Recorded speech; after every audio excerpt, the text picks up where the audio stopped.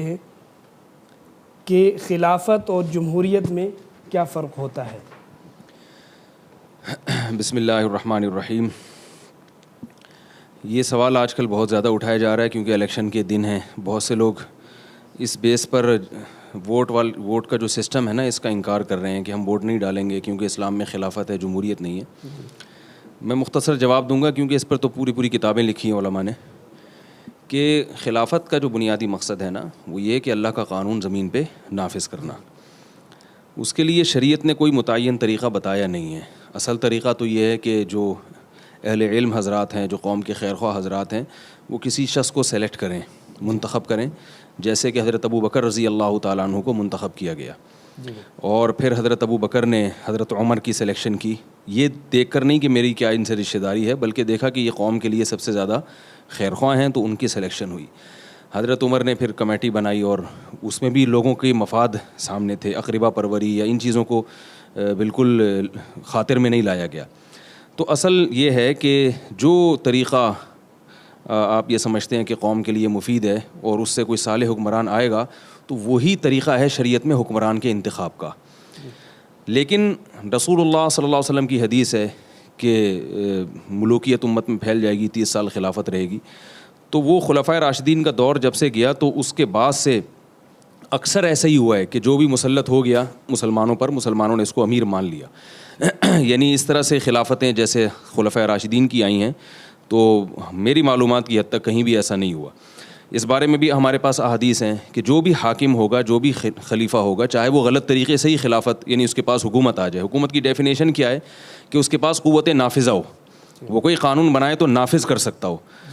صحیح بخاری کی مشہور حدیث ہے وَلَوْ سُلِّطَ عَلَيْكُمْ رَجُلٌ حَبْشِيٌّ كَأَنَّ رَأْسَهُ ذَبِيبًا، اگر تم پر کوئی شخص مسلط ہو جائے، یعنی آمرانہ طریقے سے، اور کوئی بھی اس کو پسند نہیں کر رہا، لیکن حکومت اس کے لگام اس کے ہاتھ میں آ گئی ہے، تو اور وہ کسی بھی لحاظ سے اہل نہیں ہے، لیکن آپ نے فرمایا بن گیا تو اس کی اطاعت کرو۔ تو یہ جو جمہوری طرز حکومت ہے، یہ بھی ایک طریقہ ہے حکمران کی سلیکشن کا۔ اس کے بعد اگر کوئی شخص حاکم بنتا ہے، وہ اگر اللہ کے قانون کو زمین پہ نافذ کرتا ہے تو ہم اس کو خلیفہ کہیں گے، چاہے وہ جمہوری طرز پہ آیا ہو یا کسی بھی طرز پہ آیا ہو۔ اگر وہ زمین پر اللہ کا نظام نافذ نہیں کرتا تو ہم اس معنی میں اس کو اللہ کا خلیفہ نہیں کہہ سکتے، اللہ کا نائب نہیں کہہ سکتے۔ تو اس لیے اس بحث میں نہیں پڑھنا چاہیے، یعنی ایک مشہور ہے نا کہ آم کھانے سے مطلب ہونا چاہیے، پیڑ گننے سے نہیں۔ تو ہمیں اس کو فوکس کرنا ہے کہ اس زمانے میں ہمارے لیے سوٹیبل کیا ہے۔ یہ بات تو 100% درست ہے کہ جمہوریت کا جو آج کل طرز عمل چل رہا ہے، یعنی جس طرح سے حکمران کا انتخاب کیا جاتا ہے، یہ امت کے لیے کسی بھی لحاظ سے مفید نہیں ہے۔ اس سے ہم کبھی بھی یہ توقع نہیں رکھ سکتے کہ قوم کے جو خیرخواہ لوگ ہیں وہ اوپر کی سطح پہ پہنچیں گے، کیونکہ اس میں بہت زیادہ خرابیاں ہیں۔ اس میں جو ایک ایجوکیٹڈ آدمی ہے، اس کے ووٹ کی بھی وہی ویلیو ہے جو ایک بالکل جاہر گنوار اور چور اچکے اور ڈاکو کے ووٹ کی ویلیو ہے۔ یعنی آپ نے سب کے ووٹ کو برابر قرار دے دیا۔ ہمارے ملک میں ناخواندگی کی شرح زیادہ ہے، ان پڑھ لوگ زیادہ ہیں، تو اس کا مطلب کیا ہے کہ ان پڑھ لوگ ظاہر ہے وہ اس طرح سے کسی کو سلیکٹ نہیں کر سکتے جیسے ایک پڑھا لکھا آدمی کر سکتا ہے، تو سب کا ووٹ برابر ہے۔ تو یہ طرز یعنی جمہوریت کا جو یہ سسٹم ہے، یہ 100% غلط ہے۔ اس کو بدلنے کی ضرورت ہے کہ کن لوگوں کو حکمران کی سلیکشن کا اختیار دیا جائے، اس کا ہمیں پہلے متعین کرنا پڑے گا کہ بھئی یہ مخصوص طبقہ ہے جو سلیکٹ کرے گا کہ یعنی کون جیتے گا اور کون ہارے گا۔ قوم کی تقدیریں ان کے ہاتھ میں ہوں گی۔ تو یہ سسٹم بہرحال غلط ہے، لیکن اب ہے یہی۔ تو جب ہے یہی اور آپ اس کو بدلنے کی طاقت نہیں رکھتے، تو آپ اس سسٹم کا بائیکاٹ کر کے معاشرے میں جو ایک برائی کو کسی حد تک ختم کیا جا سکتا تھا، آپ اس میں اپنا بالکل ہی کردار نہیں کرتے۔ مثلا آپ یہ کہتے ہیں کہ سارے کرپٹ ہیں، تو بھائی جب آپ ووٹ نہیں دو گے تو مخالف پارٹی کو آپ کا ایک ووٹ خود بخود بڑھ جائے گا اس کا۔ یعنی ووٹ کا بائیکاٹ کر کے نقصان یہ ہوگا کہ آپ جس کو ووٹ لے کے تھوڑا سا اوپر لا سکتے تھے، آپ نے بائیکاٹ کیا، تو آپ کا جو مخالف ہے، وہ جس کو آپ سمجھتے ہیں کہ یہ اس سے بھی زیادہ نقصان دہ ہے قوم کے لیے، تو وہ ترقی کر جائے گا، کیونکہ نااہل لوگ تو ووٹ دے رہے ہیں، اور اہل لوگ اس قسم کی باتیں کر کے یہ خلافت نہیں ہے، یہ اور شریعت اس کو نہیں مانتی، ہم اس سسٹم کا بائیکاٹ کریں گے۔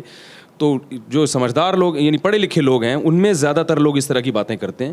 تو نتیجہ کیا نکلے گا کہ جب آپ بائیکاٹ کریں گے تو یہ جو سلیکشن کا جو اختیار ہے نا، مکمل جاہل لوگوں کے ہاتھ میں چلا جائے گا، اور پھر آپ وزیر اعظم بھی بنے گا، صدر بھی بنے گا۔ یہ تو ہو نہیں سکتا کہ بائیکاٹ کرنے سے ملک بغیر صدر اور بغیر وزیر اعظم کے رہ جائے۔ آپ کے بائیکاٹ کرنے سے بالکل نااہل لوگ جائیں گے، پھر وہ آپ پر مسلط ہوں گے، وہ حاکم بنیں گے، کیونکہ حاکم کی ڈیفینیشن یہ ہے کہ اس کے پاس قوت نافذہ ہو, تو قوت تو ان کے پاس آئے گی اور پھر ملک کا بیڑا غرق ہوگا. تو جیسا مرضی ہے, لیکن آپ اس سسٹم کا بائیکاٹ نہیں کر سکتے. کسی بھی اچھے عنوان سے آپ لیبل لگا کے خلافت یا جمہوریت کی مخالفت کر کے آپ اگر اس سسٹم کا بائیکاٹ کریں گے تو فائدے کے بجائے نقصان ہوگا. تو گراؤنڈ ریئلٹیز کو دیکھنا چاہیے, زمینی حقائق کو دیکھنا چاہیے کہ آپ کے بائیکاٹ کرنے سے ملک کو کیا مل رہا ہے. تو ملک کا نقصان ہو رہا ہے, تو لہٰذا آپ کو بائیکاٹ نہیں کرنا چاہیے. اور آپ یہ سمجھتے ہیں کہ سارے نااہل ہیں, تو جو کم درجے کا نااہل ہو, جو ان میں کم درجے کا نقصان دہ ہو, اس کو آپ آگے لانے کی کوشش کریں. اسی سے جڑا ہوا ایک چھوٹا سا سوال کہ کیا جمہوریت اسلامی ہو سکتی ہے؟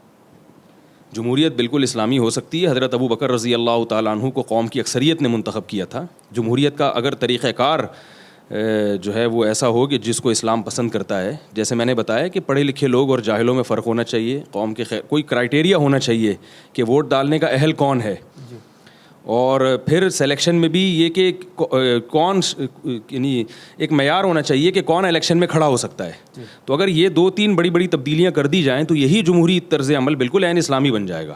لوگ یہ سمجھتے ہیں کہ بعض لوگوں کا یہ خیال ہے کہ نہیں, جب تک قوت اور طاقت کے زور پر کوئی شخص کہیں حکومت نہیں کرے گا تو وہ اس وقت تک خلیفہ نہیں کہلائے گا.